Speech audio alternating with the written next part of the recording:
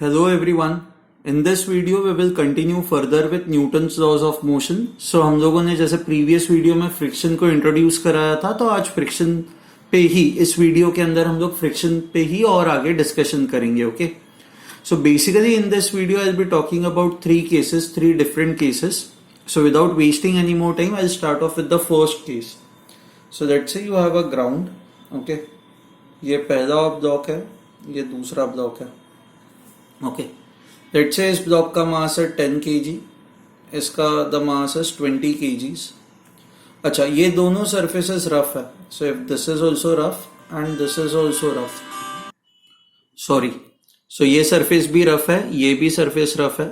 मैं दोनों जगह पे कोएफिशिएंट ऑफ फ्रिक्शन मेंशन कर देता हूँ. सो लेट्स से यहाँ पे कोएफिशिएंट ऑफ फ्रिक्शन है 0.5 एंड यहाँ पे कोएफिशिएंट ऑफ फ्रिक्शन है 0.4. ये सारे स्टैटिक कोएफिशिएंट ऑफ फ्रिक्शन है. ओके, एंड हम लोग ये मानते हैं कि static coefficient of friction and kinetic coefficient of friction same ही है. Let's assume that. Okay, now what we are doing is we are applying a force of, okay, we are applying over here a force of 150 newtons और let's say एक minute, 200 Newton's over here. अब 200 Newton जब आप force यहां पे apply कर रहे हो तो आपको क्या करना है पता है? आपको ये फाइंड आउट करना है, आपको इस ब्लॉक का एक्सेलरेशन फाइंड आउट करना है, आपको इस ब्लॉक का भी एक्सेलरेशन फाइंड आउट करना है. So there are two possibilities. Okay, either both these blocks can move together. अगर जो ये दोनों ब्लॉक साथ में मूव करे तो यहां पे कोई रिलेटिव मोशन नहीं है. रिलेटिव मोशन नहीं है तो यहां पे जो भी आपका फ्रिक्शन लग रहा है वो मैक्सिमम फ्रिक्शन से कम है. ओके, और both the blocks will have separate acceleration. अगर जो दोनों ब्लॉक्स का एक्सेलरेशन सेपरेट है तो उस केस में काइनेटिक फ्रिक्शन लगेगा एंड काइनेटिक फ्रिक्शन की वैल्यू हम लोग निकाल सकते हैं. तो सबसे पहले हम लोग क्या करेंगे पता है? ये जो मैक्सिमम फ्रिक्शन जो लग सकता है उस मैक्सिमम फ्रिक्शन की हम लोग वैल्यू फाइंड आउट करने की कोशिश करेंगे.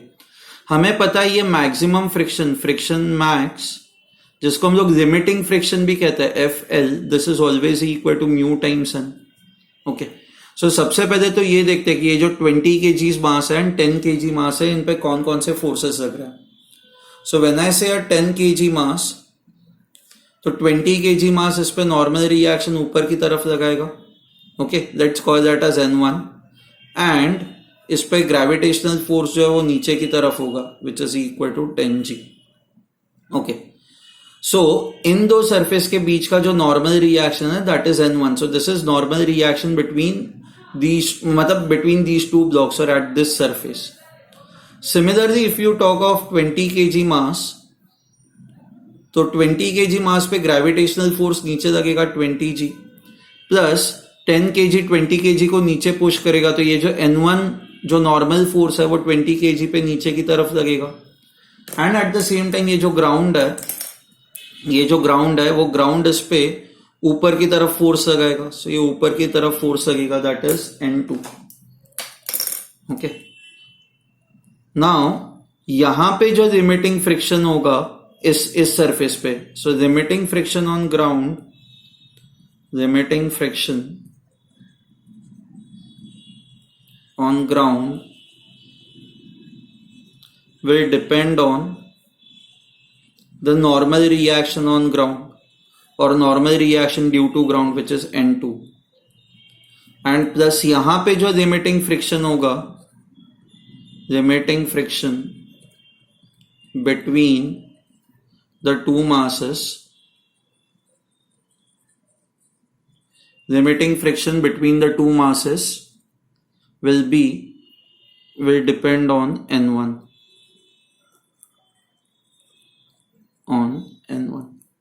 तो सबसे पहले तो इक्वेशंस लिखते हैं. Let's write down the equations.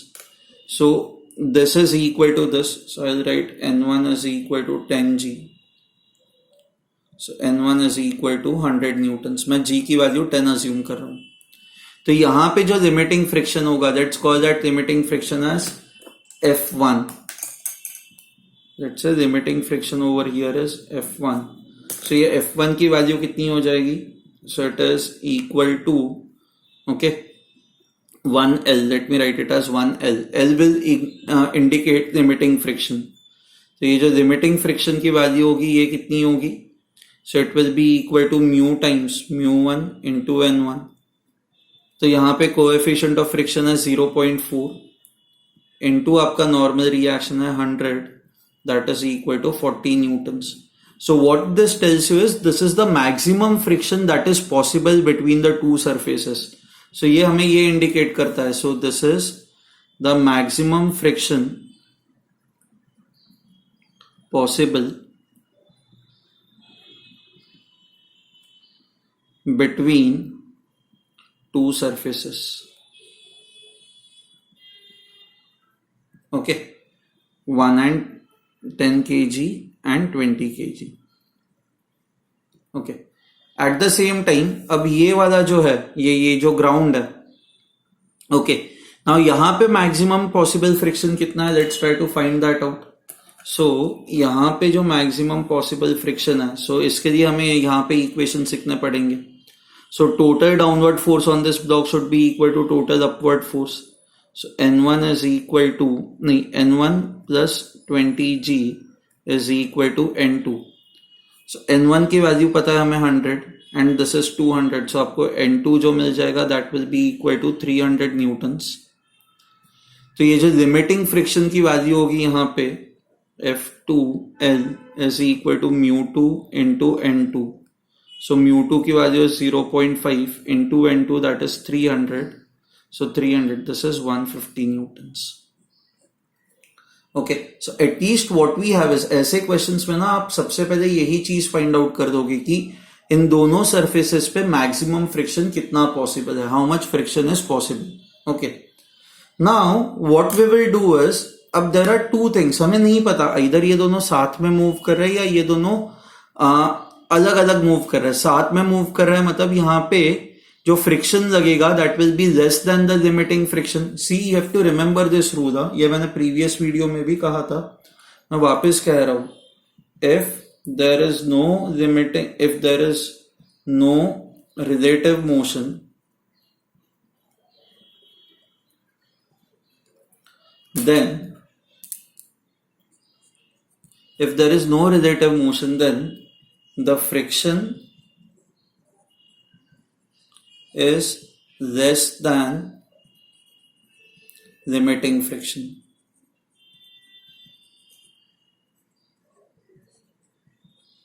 And दूसरा rule is, if there is relative motion,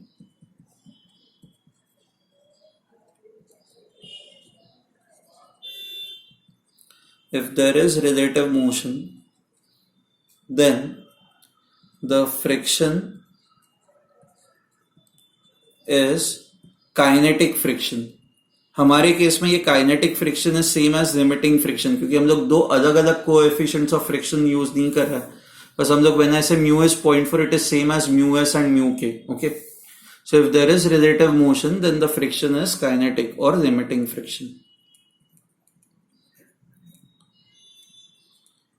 okay, so अब हम लोग क्या करते हैं, let me redraw this diagram. So ये आपका ग्राउंड है, ये आपका फर्स्ट ऑब्जेक्ट है 20 kg एंड ये आपका दूसरा ऑब्जेक्ट है that is 10 kg. Okay, now if you see over here, ये जो 20 kg ऑब्जेक्ट है इस पर मैं 200 न्यूटन्स फोर्स लगा रहा हूं. Now let's assume that, let me make one assumption, क्योंकि हमें नहीं पता ना ये दोनों साथ में मूव कर रहे हैं या नहीं कर रहे. So let me make the assumption that 10 kg and 20 kg move together.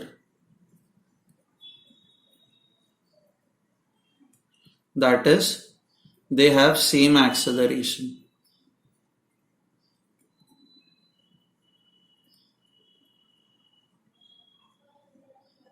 So if they both have same acceleration, मैं इन दोनों को अपना एक सिस्टम मान सकता हूं ना.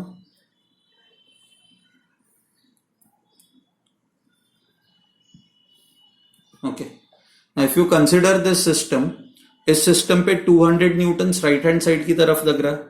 अच्छा, ये जो यहाँ पे फ्रिक्शन फोर्स लग रहा था वो तो इंटरनल हो जाएगा, तो उसको हम लोग इग्नोर कर देंगे. हमें ये पता है ना, ये ग्राउंड पे इस पे ये फ्रिक्शन फोर्स उल्टे डायरेक्शन में लगेगा, क्योंकि ये ब्लॉक्स अगर जो आगे जाएंगे, बिकॉज आपका फोर्स ये डायरेक्शन में है, तो ग्राउंड इस मोशन को अपोज करेगा. Okay, and because we know that these are moving, let's say they are moving with acceleration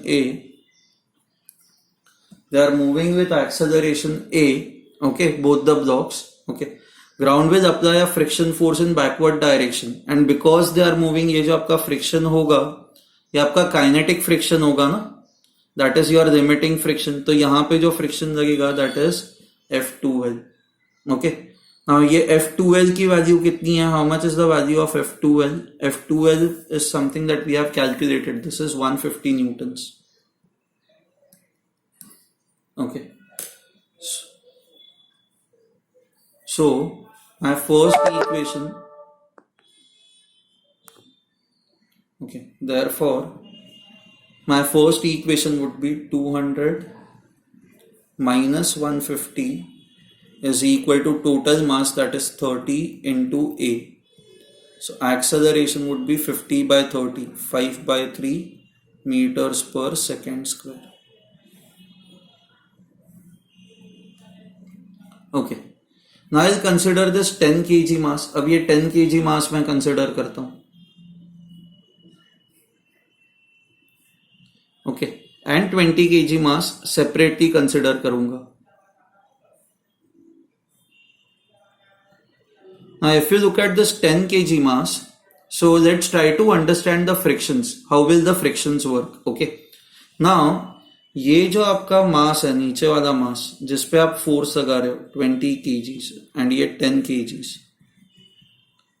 आप जो इस पे 200 न्यूटन फोर्स लगा रहे हो, इस फोर्स के वजह से इस नीचे वाली मास की होगी टेंडेंसी आगे जाने की, तो नीचे वाले मास की टेंडेंसी आगे जाने की होगी, इसलिए ग्राउंड भी इस पे फ्रिक्शन फोर्स पीछे के डायरेक्शन में लगा रहा है, and at the same time friction तो यहां पे भी लग सकता है ना, क्योंकि ये सरफेसेस भी रफ है, बट ये आगे जाने की कोशिश कर रहा है, तो यहां पे भी ये जो फ्रिक्शन फोर्स होगा इन दोनों के बीच में जो लग रहा है, दैट इज, हम लोग इसको दे रहे हैं F1. हाँ, ये जो फ्रिक्शन होगा इस ब्लॉक पे वो भी पीछे की तरफ ही लगेगा ना, जैसे ये आगे जाने की कोशिश कर रहा है तो 10 kg भी उसको अपोज करेगा, तो वो फ्रिक्शन फोर्स पीछे लगाएगा.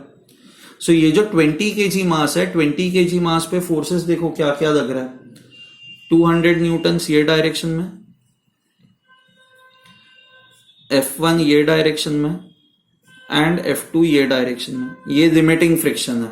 ओके, ये लिमिटिंग फ्रिक्शन नहीं होगा क्योंकि both of them there is no relative motion. If there is no relative motion the friction is less than limiting friction. So this friction, this is less than limiting friction. यहां पे जो friction लग रहा है वो, okay, क्योंकि 10 kg and 20 kg के बीच में कोई रिलेटिव मोशन नहीं है. अब 10 kg पे देखें तो अगर जो 20 kg पे फ्रिक्शन पीछे की तरफ लग रहा है तो 10 kg पे फ्रिक्शन ये आगे की तरफ लगेगा. ओके, 10 kg पे कोई एक हॉरिजॉन्टल फोर्स है नहीं. सी हम कह रहे कि ये दोनों एक्सेलरेशन ए से जा रहा है, मतलब इसका मीनिंग क्या है कि ये 10 kg is also moving with acceleration a, this is also moving with acceleration a. So let's say कि ये 10 kg है, we know that it is moving with acceleration a, that is 5/3 meters per second square. तो how much force is required in this case? So ये जो friction होगा F1, ये कितना चाहिए होगा, क्योंकि इसी F1 के वजह से ये राइट हैंड साइड पे जा रहा है ना, तो ये फोर्स कितना होगा? This is equal to 10 into acceleration, that is 5/3. So आपका F1 कितना हो जाएगा? 50/3, दैट इज 16.67 न्यूटन्स. अच्छा, एक बार ये चेक कर दो कि 16.67 Newton's whether it is less than your limiting friction. यहां पे लिमिटिंग फ्रिक्शन की वैल्यू कितनी थी? लिमिटिंग फ्रिक्शन की वैल्यू 40 न्यूटन्स थी. सो लिमिटिंग वैल्यू जो है 40 न्यूटन्स, उसके रिस्पेक्ट में आपका जो फ्रिक्शन आ रहा है वो वैसे ही कम आ रहा है. तो विच मीन्स हमारा जो अजम्पशन था वो अजम्पशन हमारा करेक्ट है, that both the masses are moving together. So इन दो सरफेसेस के बीच में जो फ्रिक्शन लग रहा है दैट इज 16.67 न्यूटन्स. ओके, इसमें और ग्राउंड के बीच में जो फ्रिक्शन लग रहा है वो तो पूरा लिमिटिंग फ्रिक्शन या काइनेटिक फ्रिक्शन ही होगा, which will be equal to 150 newtons, and both the blocks are moving together with an acceleration of 5/3 meters per second square.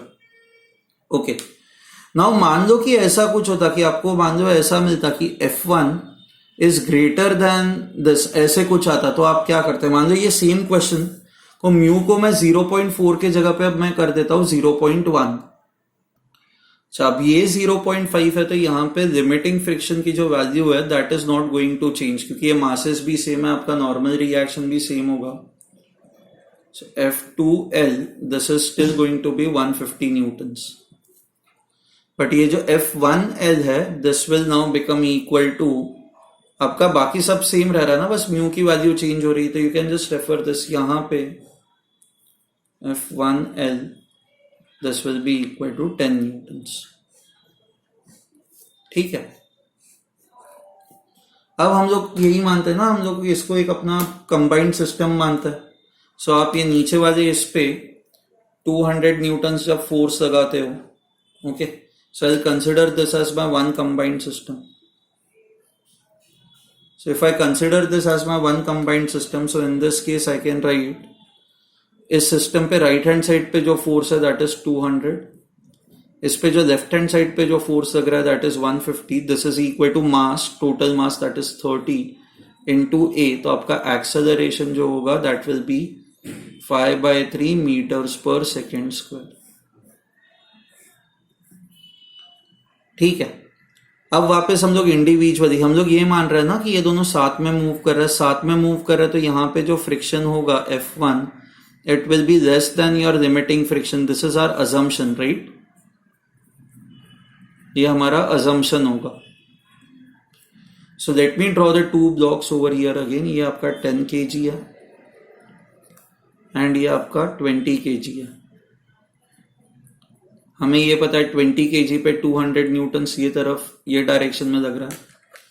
अच्छा, ये लिमिटिंग फ्रिक्शन F2L 150 न्यूटन्स ये डायरेक्शन में लग रहा है, एंड ये जो आपका F1 फोर्स है वो ये डायरेक्शन में लग रहा है, एंड 10 kg पे यही F1 फोर्स जो है वो आगे की तरफ लगेगा। दोनों साथ में मूव कर रहे हैं with acceleration of 5/3, with acceleration of 5/3।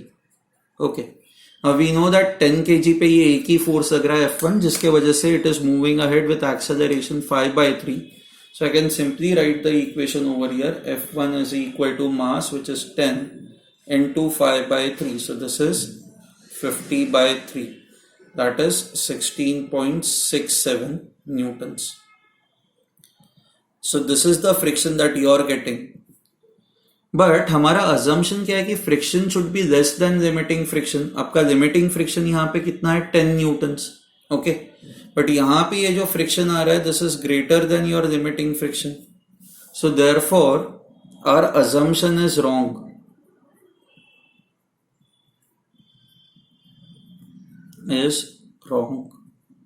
तो हमने जो अज्यूम किया था कि ये साथ में मूव करेंगे एंड इसी एक कॉमन एक्सेलरेशन निकाला, ये हमारा अजम्पशन ये रॉन्ग है।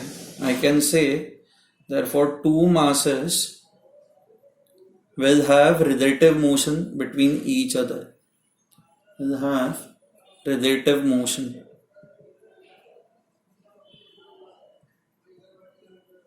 Okay, now if the two masses have relative motion, तो अब इस केस में क्या होगा, तो फिर when there is a relative motion तो इनके बीच में जो फ्रिक्शन लगेगा दैट वुड बी और limiting friction. whenever there is a relative motion जो फ्रिक्शन लगता है वो हमेशा लिमिटिंग फ्रिक्शन लगता है ना। तो ऐसे केस में आई जस्ट रीड्रॉ दिस। सो ये आपका 20 kg मास है, ये आपका 10 kg मास है। सो 20 kg मास पे ये डायरेक्शन में ये F2L लिमिटिंग फ्रिक्शन लग रहा है। ऊपर वाली सरफेस पे भी अब लिमिटिंग फ्रिक्शन लगेगा, right, and we know that this is equal to 10 newtons, this is equal to 150 newtons, and हम लोग इस पे 200 न्यूटन्स ये साइड पे फोर्स लगा रहे हैं। तो it will have acceleration, let's call it as A1। So let's try to find out the value of A1। So it will be equal to 200 minus 10 minus 150. It is mass into acceleration, so 20 into A1. So 160, this is 40 is equal to 20 into A1. तो आपका A1 जो होगा that will be equal to 20 meters per 2 meters per second square. I hope you have understood this. ये जो चीज है ये आपको समझ में आई है, okay? सो हम लोग हर बार ऐसे क्वेश्चंस को ऐसे ही स्टार्ट करते कि हम लोग ये अजम्पशन से जाते हैं कि जो भी मासेस है they are all moving together, आप एक्सेलरेशन निकालते हो एंड फिर जहां पे हमने अजम्पशन इस सरफेस पे लगाया ना, उस सरफेस पे आप फ्रिक्शन निकालते हो और आप चेक करते हो कि आपका अजम्पशन सही था या गलत था। आपका अजम्पशन सही है तो उस क्वेश्चन खत्म हो जाता है, आपका अजम्पशन गलत है तो then you have to do this again, then you have to assume that if there is a relative motion तो वहां पे जो फोर्स लगेगा फ्रिक्शन फोर्स वो लिमिटिंग फ्रिक्शन ही होगा। सो 10 kg पे ये जो फ्रिक्शन फोर्स होगा वो ये डायरेक्शन में होगा F1L, this is equal to 10 newtons. So in this case, so and इसका acceleration let's call it as A1. So आपका A1 कितना होगा, this will be force by mass, so 10 by 10 that is 1 meters per second square. Now if you see A2, let's call this as A2. So if you see 10 kg is moving with 1 meters per second square, 20 kg is moving with 2 meters per second square. तो 20 kg का acceleration ज्यादा है ना, 10 kg का कम है, तो 20 kg आगे निकल जाएगा और 10 kg इवेंचुअली गिर जाएगा। ओके, अब ऐसे इसमें ना ये बहुत सारे वेरिएशंस आपको पूछ सकते हैं। मान लो कि आपको ऐसे दे दे 10 kg इनिशियली यहां पे था, let's say the length of this is 10 metres.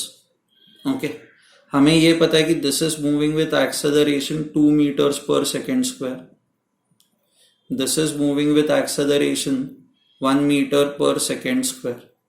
Let's say initially both were at rest, तो आपको ये पूछा जाए कि हमें ये पता है कि ये ब्लॉक आगे निकलेगा तो इवेंचुअली यहां से ये ऐसे गिर जाएगा ना, क्योंकि ये ऐसे आगे जाएगा तो ये इसके रिस्पेक्ट में ये पीछे पीछे पीछे पीछे जाता जाएगा, इवेंचुअली ये गिर जाएगा। सो इफ आपको पूछा जाए how much time would it take for this block to fall, तो आप ये कैसे करोगे।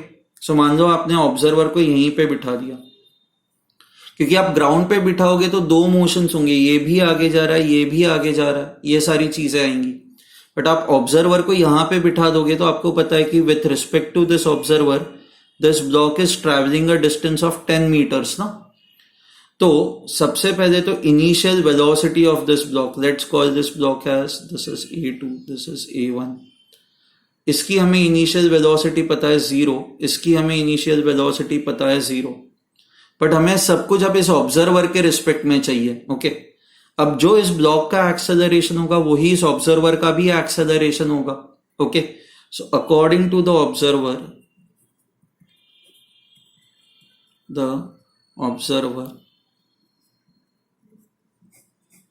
Okay, this is your block 2, this is your block 1. Okay, initial velocity of 2 with respect to 1, क्योंकि ऑब्जर्वर 1 पे है ना, तो initial velocity of 2 with respect to 1 is u2 minus u1, that is equal to 0 minus 0, this is 0. Acceleration of 2 with respect to 1 is a2 minus a1, acceleration of 2 is 1, acceleration of 1 is 2 in the same direction. So this is minus 1 meters per second square. So minus 1 का meaning क्या है, minus 1 का meaning ये है कि according to this observer ये जो block है वो ये डायरेक्शन में मूव कर रहा है। So it is acceleration of 2 with respect to 1. अच्छा, with respect to this observer or this block, this has to travel a distance of 10 meters, right? It's as good as आप इसको रोक दो तो इसको अगर जो गिरना है तो it will have to travel a distance of 10 meters. So I will say distance to be covered is 10 meters. ठीक है, so if the distance to be covered is 10 meters, आपका u 0 है, a कांस्टेंट है, s is equal to 10 meters. तो I can just, अच्छा ये आपका displacement ना ये तरफ होगा ना, तो ये आपका डिस्प्लेसमेंट, क्योंकि हम लोग ये डायरेक्शन पॉजिटिव ले रहे हैं ये डायरेक्शन नेगेटिव ले रहा है, तो आपका डिस्प्लेसमेंट भी -10 होगा।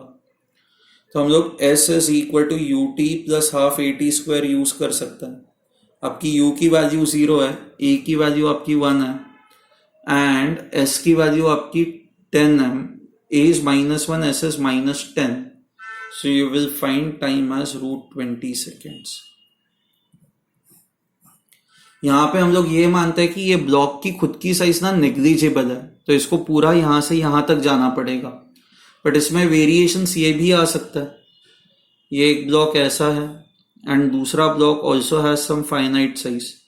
तो इसका सेंटर ऑफ मास, इस ब्लॉक को गिरने के लिए सेंटर ऑफ मास को यहां पे आना पड़ेगा।